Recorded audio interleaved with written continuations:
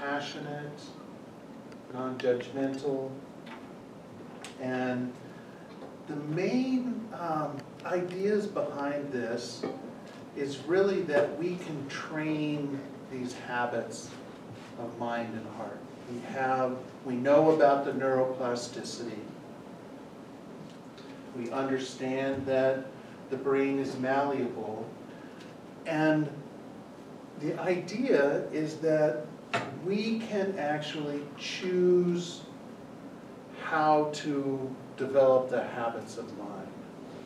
So Richie Davidson, who is one of the premier researchers in neuroscience of mindfulness and mindfulness research, has talked about how the brain as an organ is really designed to change as a function of experience.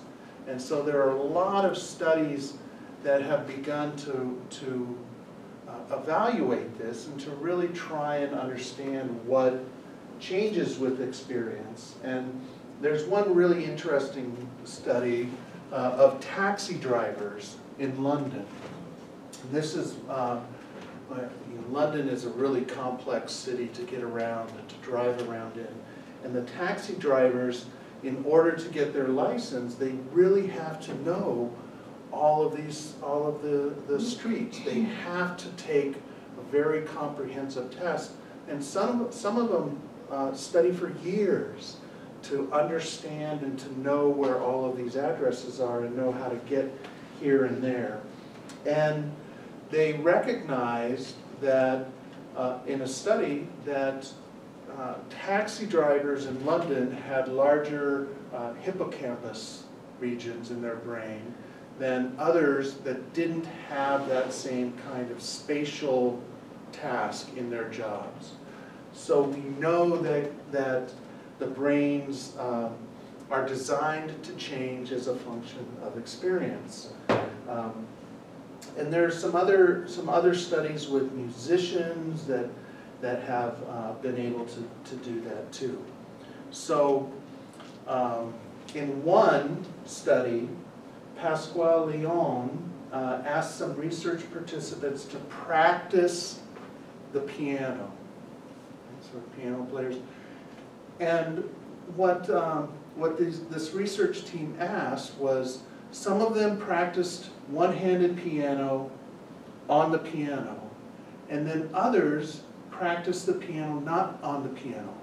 And so they just played it in the air, sort of like I play my air guitar on occasion and embarrass my kids. What they found was that the results were similar.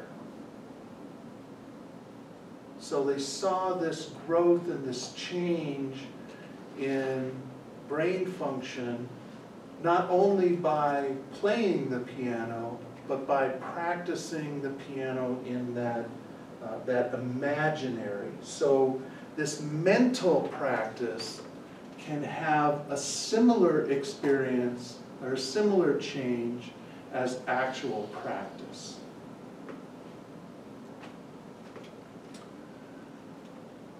So what about emotions?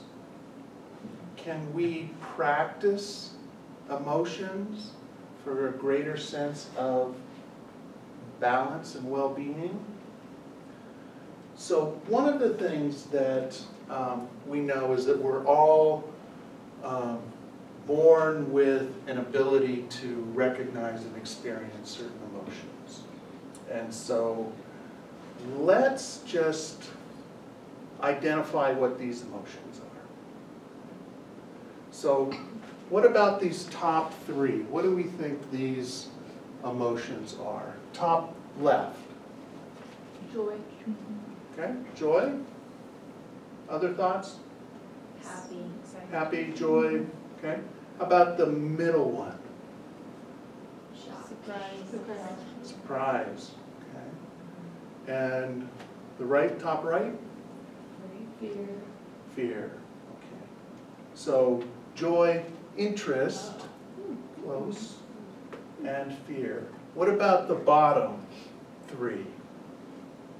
What at the bottom left? Angry. Angry, okay. Middle? Disgust.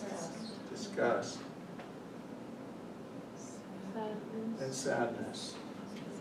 So anger, disgust, and sadness. So,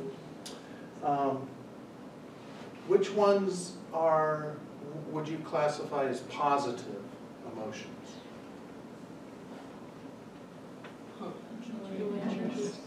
And negative? Interest is kind of neutral, maybe a little bit positive.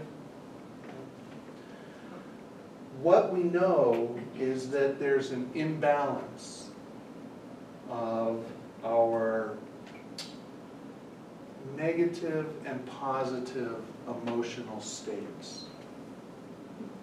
Why do you think we might have an imbalance towards the negative?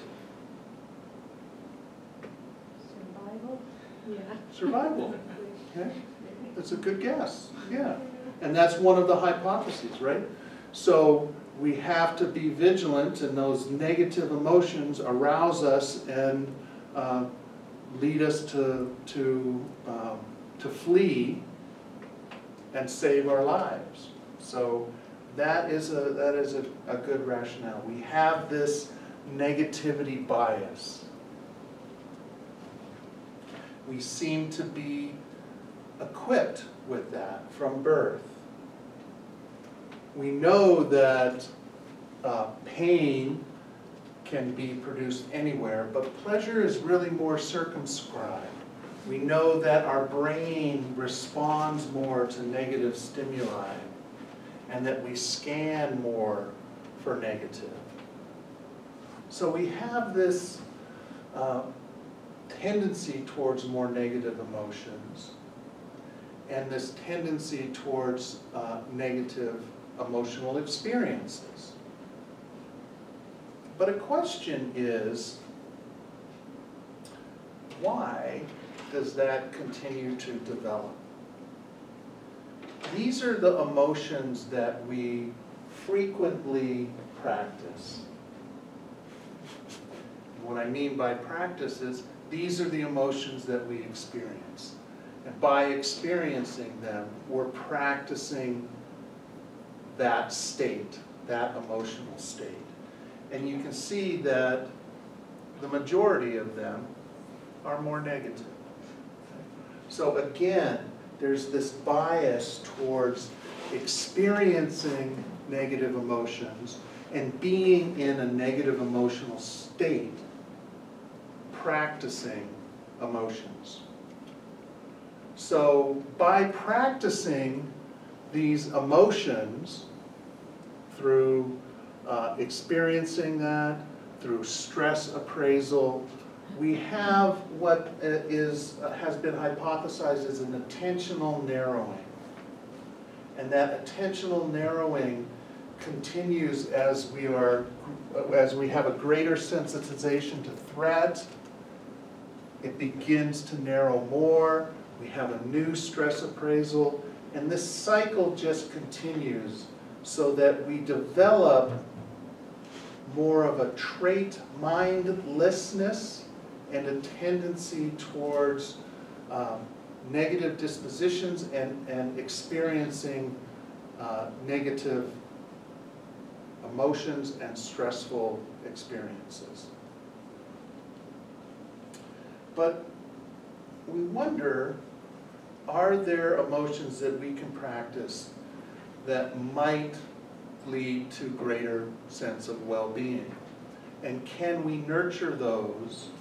And can we cultivate those emotions in a way that we can really develop a greater sense of well-being?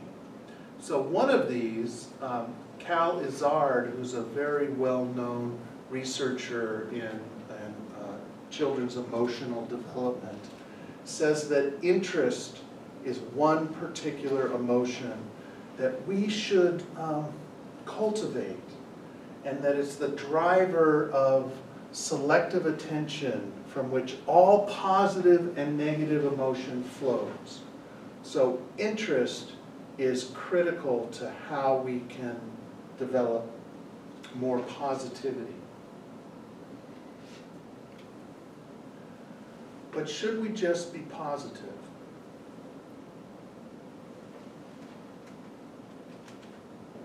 I saw someone's head shaking over there. No.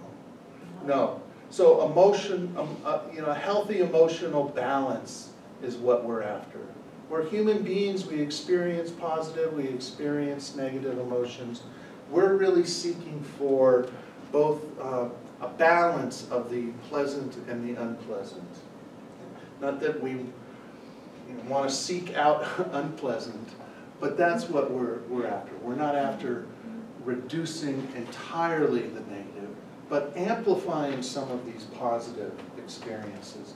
So how many of you have heard of Barbara Fredrickson? She's a researcher who has a very well-known theory of broaden and build. And the idea behind her broaden and build theory is that we experience these positive emotions and they have an amplifying experience or an amplifying effect on our other experiences. So we're more engaged, we're more likely to be creative in our cognitive capacities when we experience joy, when we have those positive emotional experiences. We're more likely to want to explore, more likely to engage in the world. And so our positive experiences broaden and build our experiences. Our positive emotions broaden and build our experiences. We know that compassion is one of those skills that we can develop. We can nurture that, we can train that. And in learning to breathe, it's one of the things that we want to do. We know from research that self-esteem is an important thing in development, but self-esteem and self-compassion are quite different. Okay? And it's important that we recognize this in the sense that when there's a focus on self-esteem, it can have some unintended consequences. There can be actually an increase in anxiety, an increase in self-judgment, because self-esteem is primarily a comparative thing. How is my esteem or how am I performing compared to other people? And that's what esteem is, a judgment about that. Self-compassion is being kind and considerate towards yourself. It has some different elements that we'll talk about in a little bit. So those are some of the underlying ideas behind T, the theme of T. And like all of our themes, we start with a short mindfulness practice, we do our recap, we introduce stress, and we learn some ways to make the mind healthier. In all of these introductions, I should say, there's a script written in the manual that can guide you through what the introduction to each lesson is going to be. Now these scripts are generally well written, and you can use them as a script if you like, but they can also be used to inform you, and you can put the same concepts in your own words if that's something that you prefer. But oftentimes it's just nice to have that script there in case you need it, in case you want it.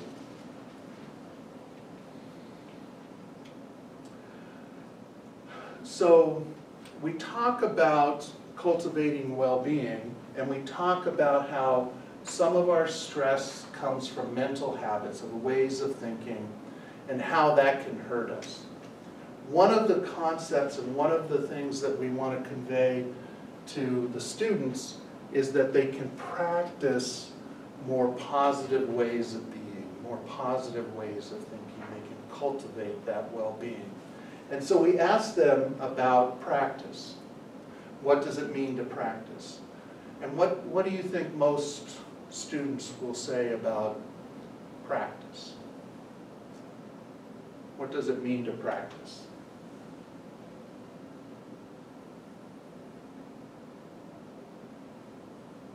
Keep doing something over and over until you get better. Okay, so you keep doing something over and over, like you practice the piano, or you practice an instrument, you practice a sport.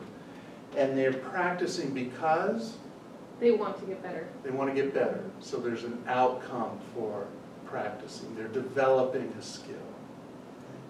So it tends to be focused on positive things.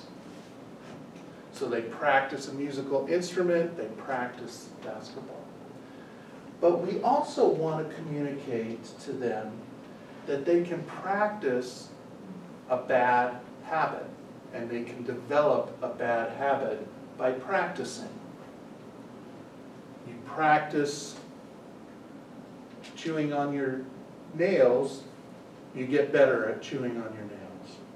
You practice smoking cigarettes, you get better at smoking cigarettes. And we know that the brain changes in response to experience. So by practicing those things, you're changing your brain in a more negative way. We want to help kids and individuals develop mental practice that is kind and compassionate, that they have a choice between kindness or meanness. And there's a really nice, very brief 2 or 3 sentence passage by Jeff Brantley on practicing mental habits. And you can read this to the students. Since kindness can be practiced, it's important to understand that its opposite attitude, meanness, can also be practiced. In fact, meanness is practiced quite a lot. Most often we aim it at ourselves. We usually don't fully recognize how mean we are to ourselves. This meanness is a habit of thinking and feeling that arises often and is felt deeply in the body. So that's a really nice, succinct way of communicating this message. And then you can discuss it with the students. You can ask questions about whether this kind of practice is conscious or unconscious. How are we doing this? How can we bring it to awareness?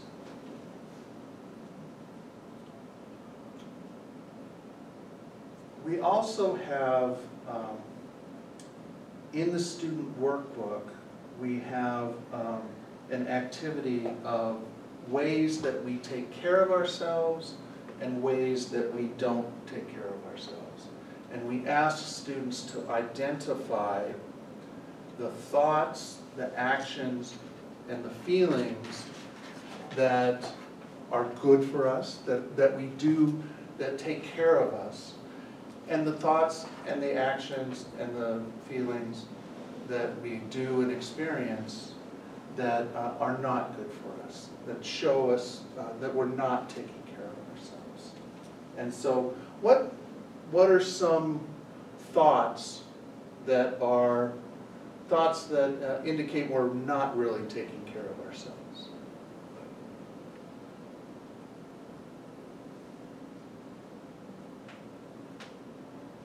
Why does this keep happening to me? Why does this keep happening to me? I'm inadequate. I'm inadequate.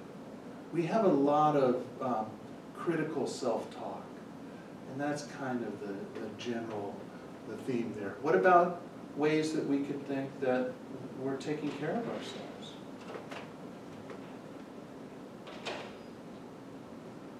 I'm trying my best. I'm going to try my best. Optimism. Some positive ways of looking at yourself. So in this activity, you'll ask students to write down positive and negative things. You'll ask them to contribute, and on the board, you'll make lists of positive and negative self-talk, actions, and feelings. Another way that we help students cultivate well-being is we have an activity where they can practice kindness to themselves, and we ask them to write a letter to themselves. And the purpose is to really build greater self-compassion and kindness. And if you would like, you can ask them to address the letter to themselves, actually address it, and you can send it to them later. It's kind of a nice thing. Or they can write it out, seal it up, and open it later for themselves. But it's a nice way of cultivating this idea of self-compassion. Another way to practice kindness towards others is to have students write a short, kind message that could apply to anybody, and to put it in a little bottle or in a basket. And these have to be really anonymous messages. And then you can ask students to take one before they leave. And it can be just a nice reminder for them about something compassionate about themselves, how they can think about this.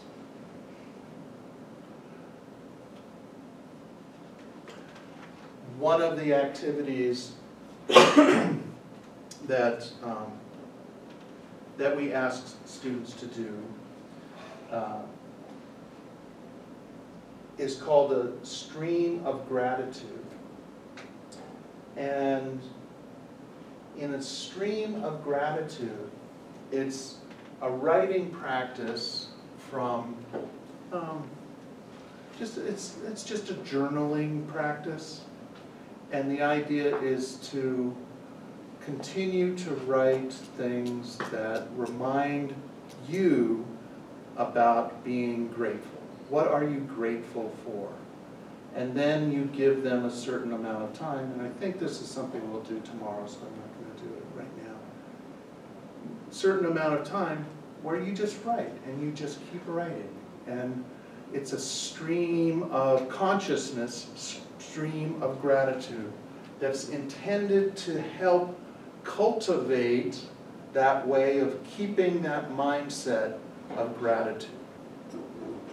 So there are people who believe the more we can stay in those positive states in our minds and our hearts, the more likely we're to stay in those states beyond that point in time. So how can we build those kinds of things? And we do loving kindness. So this is a really important activity that we take the students through. It's a longer activity. Again, we'll do this tomorrow, so I'm not going to ask you to do it today. But it's a way of cultivating a sense of peace and compassion for self or for others. How many of you have familiarity with loving kindness?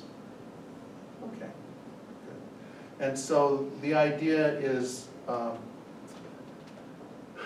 to practice in your mind and to recite silently in your mind this kind of mantra: may I be strong, may I be balanced, may I be happy, and to really focus your attention on those wishes for yourself. Then in other activities, you can transfer that to friends or to other loved ones to really demonstrate that compassion outside of yourself. One of the activities that I really like is an activity called A Person Just Like Me. And this is an activity that's used in a lot of different programs. This is used, first time I saw it was used in a program that was developed for Google called Search Inside Yourself. And it is intended to build a sense of common humanity, a sense that there are people who suffer just like me, people who have feelings just like me. And it builds on this message of compassion and common humanity that is part of a broader sense of compassion. In Learning to Breathe, they have these activities that can be integrated into every session if you'd like to have it done in every session. And that was a change that Trish made as compassion and cultivating compassion became more prominent in how we thought about mindfulness activities and how mindfulness might have its ultimate effect. The home practice and the invitation to practice at home. And I'm going to just say something a little bit maybe it's off script here, but I like the term invitation. And it's nice as a facilitator and as a leader to use the term "I invite you to," rather than "now you should." And I invite you to is just a real open, loving way of including them and asking them to participate in something with you. So you can invite them to try some of these practices at home, to practice gratitude, to practice loving kindness. There's a downloadable file that you can distribute to them. And they can listen to a loving kindness practice, and then invite them to try and reflect and notice their thoughts of self-criticism, and to try and practice being kind to themselves instead. And so this is another series of tips that you can give them as you transition out of that session. Questions about tea?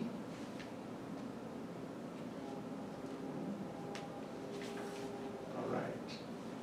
Tenderness. I like